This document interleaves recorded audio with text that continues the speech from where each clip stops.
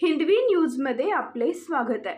आपल्या भागातील ताज्या आणि महत्त्वाच्या बातम्या पाहण्यासाठी चॅनलला सबस्क्राइब करा आणि बेल आयकॉनवर क्लिक करा।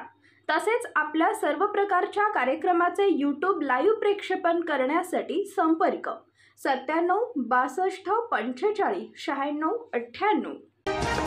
आषाढी एकादशी निमित्त दौंड शहरातील प्रति पंढरपूर म्हणून ओळखल्या जाणाऱ्या विठ्ठल मंदिरात लाखो भाविक दाखल झाले असून या मंदिरामध्ये 16 खेड्यातल्या पालख्या येत असून दौंड शहरांमध्ये आनंदाचे वातावरण असून लहान मुले आणि तरुण तरुणी वयस्कर विठ्ठलाच्या नामामध्ये तल्लीन होऊन नाचत गाजत येत आहेत।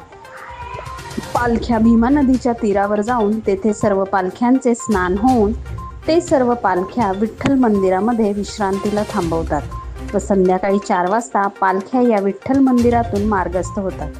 हिंदवी न्यूजसाठी आतिश जगताप, दौंड।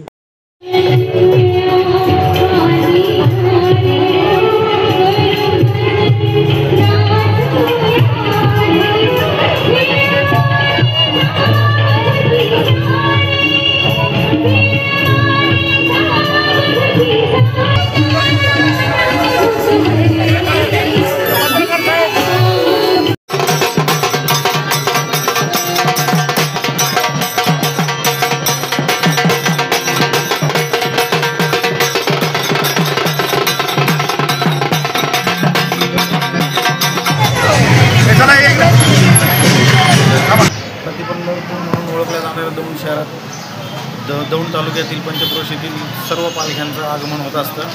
मानाची कुरकुमची फिरंगाई मातेची पालखी सर्वप्रथम येते।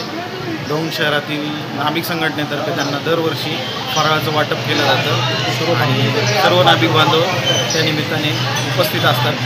मोठ्या जल्लोषामध्ये हे साजरं केलं जातं। दरवर्षी बांधरीवरून संतसेना महाराजांची पालखी निघते, त्यांना पण दौंड शहरात आगमन झाल्यानंतर एक पंक्तीची व्यवस्था दौंड शहरातील नाभिक संघटनेकडून केली जाते।